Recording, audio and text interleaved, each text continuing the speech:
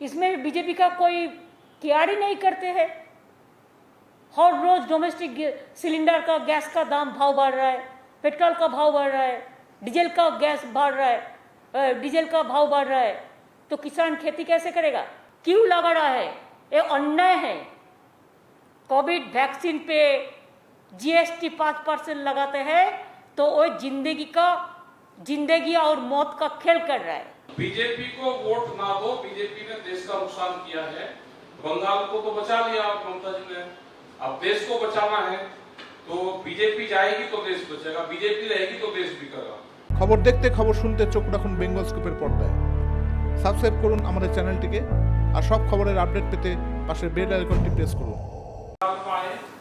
तो यहाँ की जनता का धन्यवाद, मुख्यमंत्री का धन्यवाद कि बड़ी जीत के साथ में बंगाल में तीसरी बार मुख्यमंत्री बने और हमें उम्मीद है कि जो यहाँ के फार्मर्स की समस्या होगी उसका समाधान होगा और जो भारत सरकार से जो प्रॉब्लम है उसके लिए चिट्ठी लिखी जाएगी और विपक्ष को इकट्ठा करके जो और प्रॉब्लम है उसके साथ में एक कोऑर्डिनेशन बना के पूरा जो वहाँ पे मूवमेंट चला हुआ है उसको सपोर्ट करेंगे और जो हमारा 3 कानून है जो आंदोलन दिल्ली में चला हुआ है उसकी सपोर्ट जैसे पहले यहाँ से हो रही थी इसी तरह से दोबारा भी आश्वासन दिया कि हम पूरा फार्मर्स मूवमेंट के साथ में हैं, तो इनका धन्यवाद करते हैं। और हम बंगाल को एक जो मॉडल स्टेट है उसकी तरह पे बंगाल काम करें, जो यहाँ की और पॉलिसी है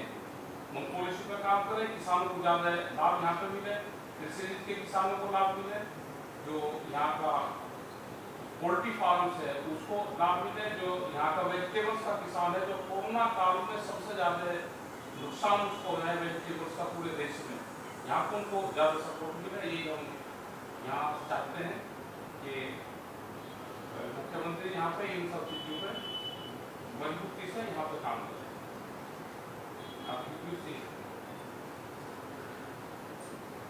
ये जो अभी आज का हमारा उद्देश्य है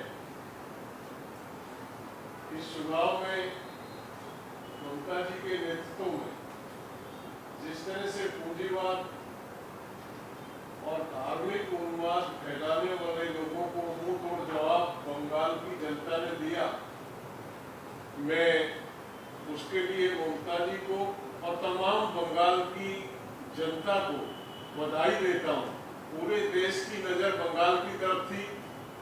जो वातावरण बना हुआ था, जिस तरह से ये पूंजीवादी ताकतें बंगाल को ध्वस्त करने के लिए तमाम तरह के हथकंडे अपना रही थी, पूरा देश, बंगाल नहीं पूरा देश चिंतित था। पूरे देश की नजरें बंगाल पे लगी थी और नजरें ही नहीं लगी थी, पूरे देश ने प्रार्थना की बंगाल में कि इस पूंजीवाद का नाश हो बंगाल में और एक बड़ी राह इस देश को दिखे।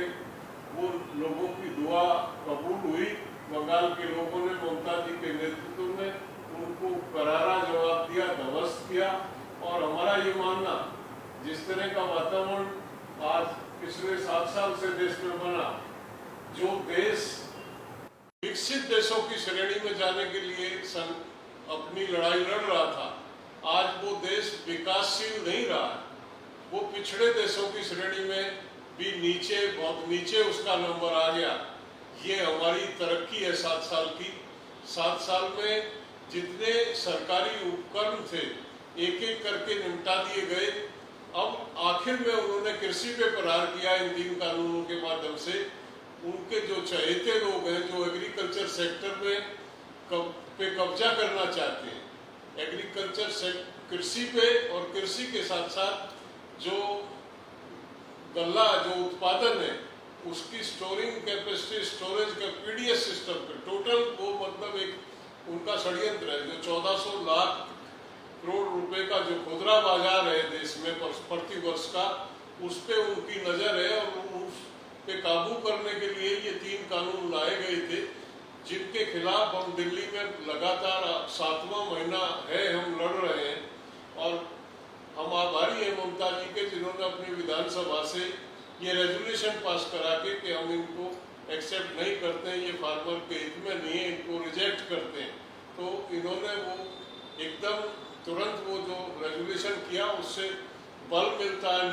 निश्चित तौर पे हमारा जो मोर्चा वो गैर राजनीतिक मोर्चा है, लेकिन ये भी बात तय है कि सत्ता में जो लोग बैठे हुए हैं, जो इत्तेफाक रखते हैं, जो एग्री करते हैं उस एजेंडे से, उनकी मदद हमको ताकत देती है। अनेक राज्यों ने इसमें हमारा समर्थन किया है और हम जिन्होंने नहीं किया उनसे भी आज इस प्रेस के माध्यम से अपील करना चाहते हैं। अब समय है, जो चूक जाएगा वो रह जाएगा, वो पिछड़ जाएगा। ये किसान आंदोलन आज किसी राज्य विशेष या क्षेत्र विशेष का आंदोलन नहीं है, ये पूरे देश के करीब किसान का, मजदूर का। और मैं सही मायने में कहूँ तो ये दूसरी संपूर्ण क्रांति की शुरुआत 1974 में जो 5 जून को जयप्रकाश जी के माध्यम से एक संपूर्ण क्रांति की शुरुआत की गई थी, उसी तरह की ये दूसरी संपूर्ण क्रांति की शुरुआत किसान मोर्चे के माध्यम से। ये केवल कृषि कानूनों को और कृषि क्षेत्र को बचाने के लिए नहीं है।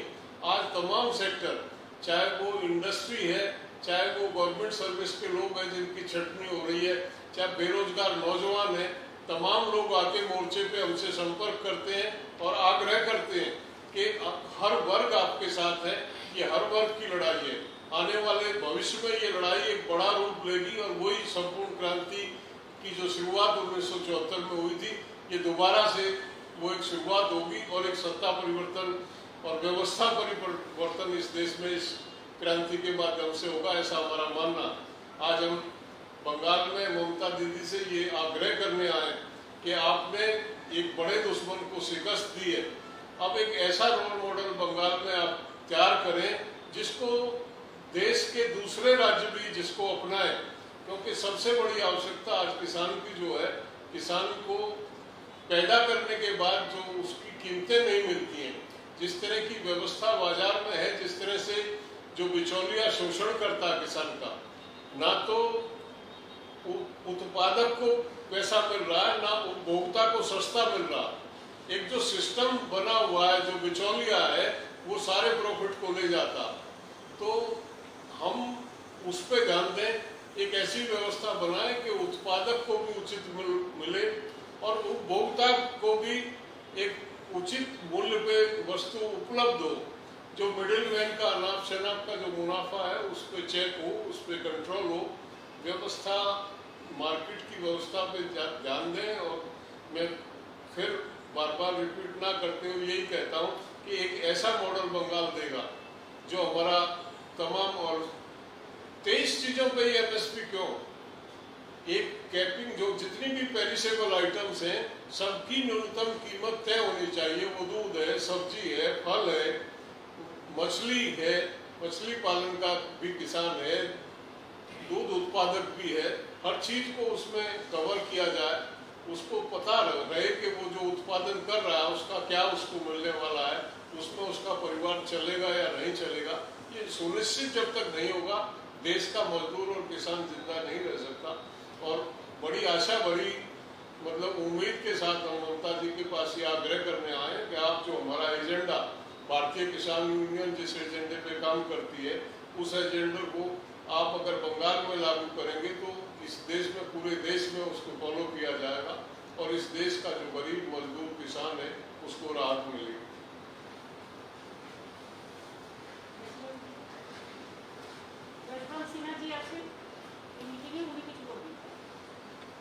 देखिए, एक मैं आप लोगों से कहना चाहता था वाइडर पर्सपेक्टिव में कि वर्ल्ड ट्रेड ऑर्गेनाइजेशन जब भारत के कृषि के ऊपर चर्चा होती थी या दुनिया की कृषि के ऊपर चर्चा होती थी, तो आप जानते हैं कि दुनिया के जो विकसित देश हैं उनका बराबर जोर इस बात पर रहता था कि भारत की जो ट्रेडिशनल कृषि व्यवस्था है उसको बदलकर इसको कॉर्पोरेटाइजेशन की ओर ले जाए। और भारत सरकार का लगातार यही प्रयास था कि इसको हम लोग रोकें। और हम लोग का मुख्य आर्गुमेंट जो होता था वो ये होता था कि भारत में agriculture is not only a profession, एक पेशा नहीं है, it's a way of life. और आप किसानी को इस देश में समाप्त कर दो तो देश ही समाप्त हो। इसलिए यहाँ के किसानी को, यहाँ के किसानों को, यहाँ की उस परंपरागत व्यवस्था को इम्प्रूवमेंट लगातार करते हुए बना के रखना। आज जिस नीति पर भारत सरकार चल रही है, तो आज हम दुनिया के देशों के सामने खड़े होके वो स्टैंड नहीं ले सकते हैं, क्योंकि भारत सरकार ने खुद ही अपना स्टैंड बदल दिया और वो देश की कृषि को कॉर्पोरेटाइजेशन की ओर ले जा रही है। तो इसलिए इसको रोकना बहुत जरूरी है। और मैं आभार व्यक्त करना चाहूँगा ममता जी का कि आज की मीटिंग के लिए उन्होंने मुझे भी आमंत्रित किया और यहाँ पर विचार विमर्श में मैं भी शामिल रहा। और हम लोग पूरी तरह से इस मसले पर किसानों के साथ खड़े हैं। और ये जो डिमांड है किसानों का कि ये तीनों जो काले कानून गलत ढंग से पार्लियामेंट से पास करेंगे, उनको सरकार वापस ले और एमएसपी को लेकर नया कानून बनाए। इसमें पूरी तरह से हम लोग भारतीय किसानों के साथ।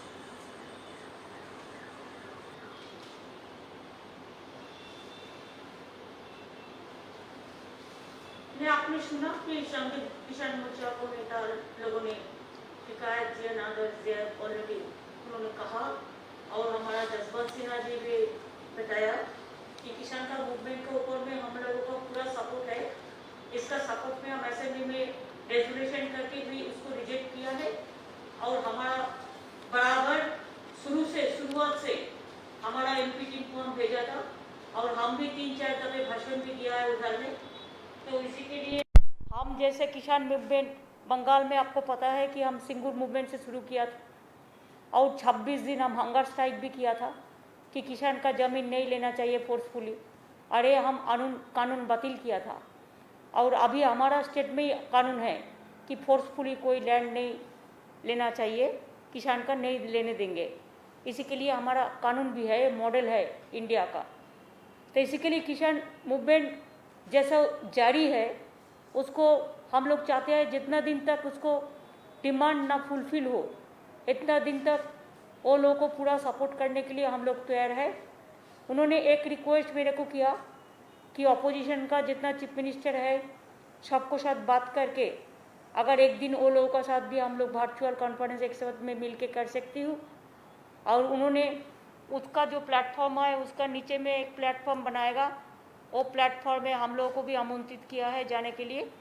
हम लोगों ने कोविड थोड़ा डाउन होने के बाद इसका बारे में चर्चा करेंगे, लेकिन हम जरूर चीफ मिनिस्टर लोगों ने जो हमारा दोस्त है हम लोगों ने बात करेंगे कि इसका जो मूवमेंट चल रहा है इसी के बारे में हमारा सबका ओर से एक यूनिफॉर्म लेटर जाए, जैसे लोकसभा चुनाव का पहले, लोकसभा आने का पहले वो लोगों को भी मदद मिले। यही बातचीत हुआ है।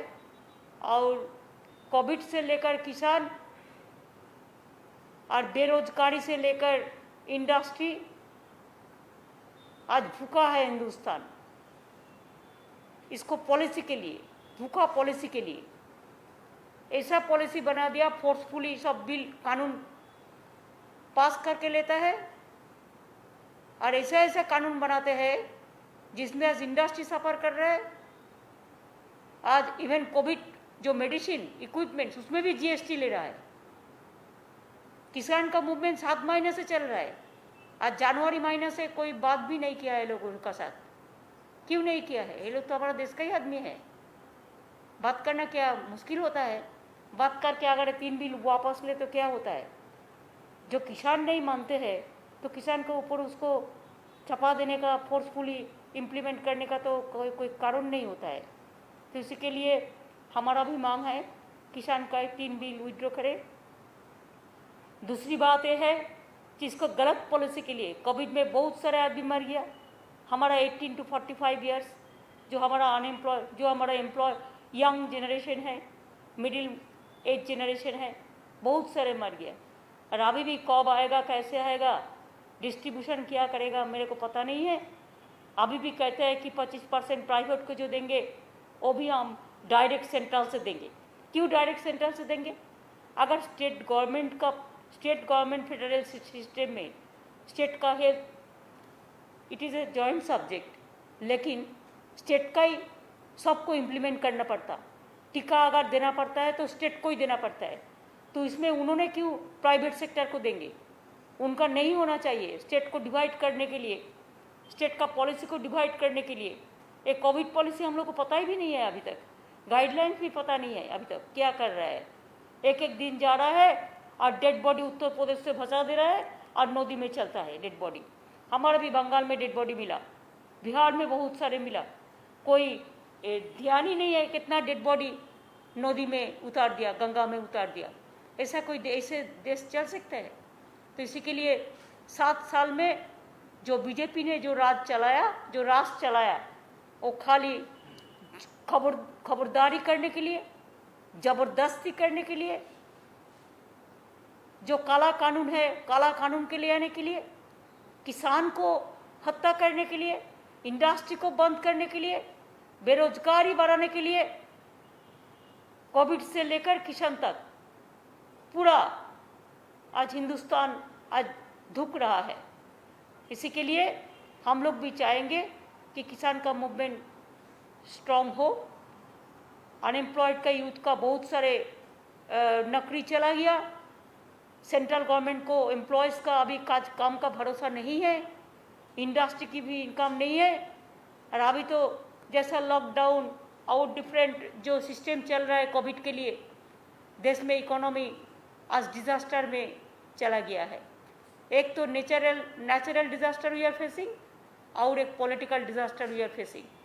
कोई नहीं कुछ बोलता है तो उसको ऊपर एजेंसी लगा देता है, यही तो है उसका काम, और कोई काम नहीं है। ऑफिसर को भी डराता है, ऑफिसर को लिए भी कानून बना दिया कि उन्होंने कोई लिखने भी नहीं सकता है, कोई पुस्तक भी नहीं ले सकता है, कोई बोल भी नहीं सकता है।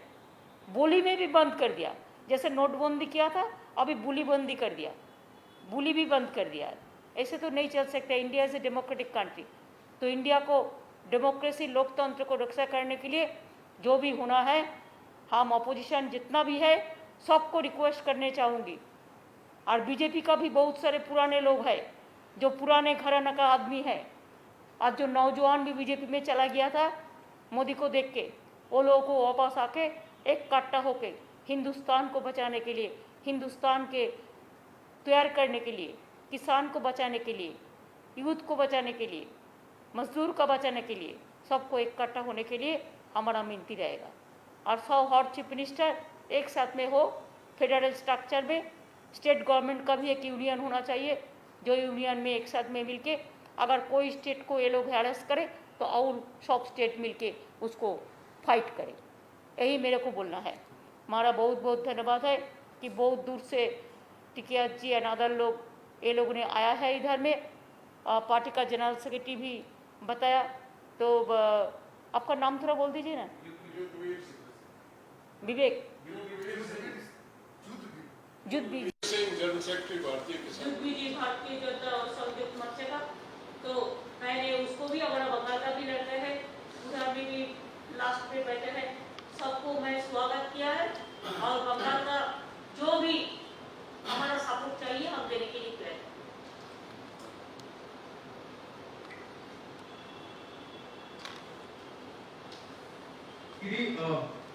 The farmers movement, you are supporting the farmers movement, but how do you plan to bring all the opposition parties together? And now that Mr. Rakesh Tikait has come and met you, is it an additional responsibility for you to take the entire charge? Are you willing to lead the entire opposition plan against the farmers? नहीं, farmers के लिए, किसान के लिए, जो किसान संयुक्त मोर्चा जो 7 महीने से मूवमेंट कर रहा है, ये लोग चाहते हैं कि देश भर, ये तो खाली हरियाणा और पंजाब और उत्तर प्रदेश का नहीं है, पूरा देश का है। किसान तो हर देश में हर प्रांत में रहते हैं, तो इसी के लिए अगर हम लोग सब मिलके एक इकट्ठा होके उनको साथ में हम रहे तो सबसे बढ़िया होगा। तो इसी के लिए हम, you forget my name, I don't want to lead it, but we think it is a collective family. Let us work together. Ma'am, I have one more question about the Prime Minister announcing absolute free vaccine for all from June 21st. How do you see this drive while the Prime Minister was addressing the nation, he also kind of indicated that states have not been able to contain it, perform. Thus, the center is now acting upon and now decided to give free vaccine. How do you see the entire drive undertaken by the Prime Minister of giving free vaccine? You have written few letters in the past. First you tell me whether central government is successful to drive this now. Why they have not given this drive before 6 months ago? Why so many 18 to 45 years the peoples are died already because they didn't get the COVID vaccine or the oxygen. How even Agra yesterday हमने देखा क्या 22 patient को mock poll का नाम पे oxygen नहीं देके मर दिया. What is this? What is going on? अगर फ्री वैक्सीन देगा तो इतना प्राइम मिनिस्टर का क्रेडिट लेने का कोई जरूरत नहीं है. एक रुपया बीजेपी का नहीं है, ये रुपया जनता का है. और जनता का ये रुपया है तो जनता का पास पहले से क्यों नहीं गया? 35,000 करोड़ रुपया था जिसमें जनता के लिए वैक्सीन देने के लिए. वो रुपया कहाँ गया? एक क्वेश्चन तो सुप्रीम कोर्ट ने किया है. हम भी सुप्रीम कोर्ट में एफिडेविट किया था. हम लोग आभारी है सुप्रीम कोर्ट का जो उन्होंने एक डायरेक्शन दिया है और स्टेट के इंपॉर्टेंस देने के लिए, फेडरल स्ट्रक्चर को इंपॉर्टेंस देने के लिए बोला है. लेकिन अभी तक भी एक गाइडलाइंस नहीं बनाया. अभी तक भी कब आएगा, कैसे आएगा, क्या करेगा, कुछ हालत ठीक नहीं लगता है. ये लोग बोलते हैं कुछ, करते हैं कुछ. जब तक पूरा खत्म नहीं होगा हम नहीं कहेंगे कि हमारा स्टेट में जैसा हम 2 करोड़ का माफिक हम टीकाकरण कर दिया, कोविड वैक्सीनेशन दे दिया. ऐसे बहुत सारे स्टेट है जो अपने से खरीदा और अपने से किया. ऐसे हम भी 200 करोड़ रुपया का वैक्सीन खरीदा और दिया. ऑक्सीजन भी हम लोग को ही खरीदने पड़ता है. प्राइम मिनिस्टर ने कुछ नहीं दिया है भाषण छोड़ के. तो भाषण देना नहीं है. भाषण में वो तो बिहार का इलेक्शन का पहले बोला था फ्री वैक्सीन देगा. कितना दिन हो गया? कितना दिन होगा? 7-8 महीना हो गया. अगर पहले से वैक्सीनेशन हो जाता तो क्या होता? अगर रुपया भी इसके लिए था तो क्या है? पीएम केयर्स में कितना फंड है? वो फंड से भी 35,000 करोड़ में इसमें ही हो जाता था. वैक्सीन नहीं दिया. तो ड्राइव क्या है? ड्राइव तो स्टेट गवर्नमेंट का खिलाफ में बोलने का एक डार्टी ड्राइव है और कोई नहीं है. अगर जनता के लिए करता तो डिवाइड एंड रूल नहीं कर सकते थे. तो स्टेट अलग, सेंट्रल अलग, ऐसा नहीं बोलना चाहिए था. और हर बात पे स्टेट गवर्नमेंट को बुलडोज करना ये फेडरल स्ट्रक्चर में ठीक नहीं लगता. सिर्फ फार्म लॉज ही नहीं, लेकिन 2024 के चुनाव से पहले एक यूनाइटेड ऑपोजिशन की भी मांग उठ रही है. इन परिस्थितियों में क्या आप यूपीए को लीड करना चाहेंगी? हम कुछ नहीं करने चाहेंगे. हम एक ही बात करने चाहेंगे कि मोदी जी को हटाने चाहेंगे. रोज का ये हो रहा है कि पेट्रोल डीजल की प्राइस में हाइक हो रही है. पहले से ही होता आ रहा है. अभी आप क्या बोलेंगे इस पर? इसमें बीजेपी का कोई केयर ही नहीं करते हैं. हर रोज डोमेस्टिक सिलेंडर का गैस का भाव बढ़ रहा है, पेट्रोल का भाव बढ़ रहा है, डीजल का गैस बढ़ रहा है, डीजल का भाव बढ़ रहा है. तो किसान खेती कैसे करेगा? और इसमें जो किचन होता है ना, किचन में आग लगता है. प्राइस हाई की सो हाई. ऐसे तो कोविड चल रहा है, इसका बाद हर रोज दाम बढ़ाते जा रहा है. Even they cannot spare the GST tax for the covid equipments and the covid medicine. This is wrong. कल जो प्राइसेस फिक्स किए गए वैक्सीन के सेंटर की ओर से देखा जा रहा है कि हर डोज पर 5% जीएसटी लगा रहा है. क्यों लगा रहा है? क्यों लगा रहा है? ये अन्याय है. कोविड वैक्सीन पे जीएसटी 5% लगाते हैं तो वो जिंदगी और मौत का खेल कर रहा है. सवाल ही नहीं पैदा होता है.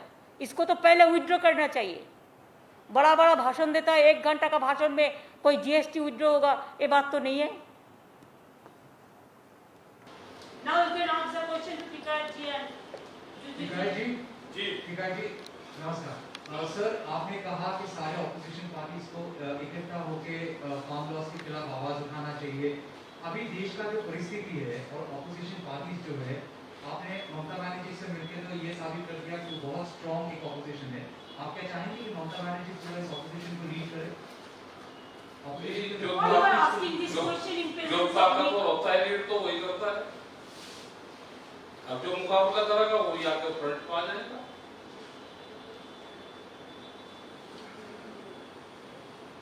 सर कुछ सुनाई नहीं दे रहा, फिर से मैं ये कह रहा कि ताकतवर अपनी जगह अपने आप बना लगता है, पहले इकट्ठे हो जाए सब। ममता बनर्जी भी ताकत के साथ में लड़ी है ना, सबके सामने है।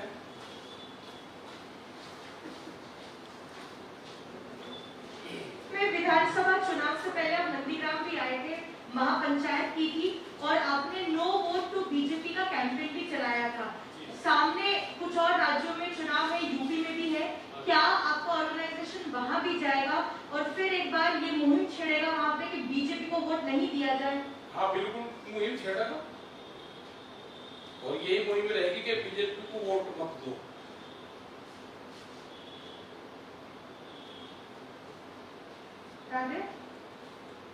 बोल दिया ना, नो बोल दिया बीजेपी। बीजेपी को वोट ना दो, बीजेपी ने देश का नुकसान किया है। अगर बीजेपी आएगी तो स्टेट बेचना शुरू करेगी। अगर बंगाल में बीजेपी आती तो जो टैक्सी चल रही है ना ये खत्म होती, झगड़े होते और आधा बंगाल बिकता। तो बंगाल को तो बचा लिया ममता जी ने, अब देश को बचाना है तो बीजेपी जाएगी तो देश बचेगा, बीजेपी रहेगी तो देश बिकेगा। बीजेपी को देश से जाना होगा। ये मुहिम रहेगी, जहां जहां अलग समय रहेगी वहां ये मुहिम रहेगी हमारी। ये पंजाब रहेगा, उत्तर प्रदेश रहेगा, अभी उत्तराखंड रहेगा और यूपी मिशन शुरुआत होगी एक बड़ी पंचायत के साथ में शुरुआत होगी और सब लोग वहां पे जाएंगे। अब अपने तरीके से सब लोग वहां पे सपोर्ट करेंगे, हमको जाएंगे। थैंक यू जी, सबका धन्यवाद। Thank you. খবর দেখতে খবর শুনতে চোখ রাখুন বেঙ্গল স্কুপের পর্দায়। সাবস্ক্রাইব করুন আমাদের চ্যানেলটিকে আর সব খবরের আপডেট পেতে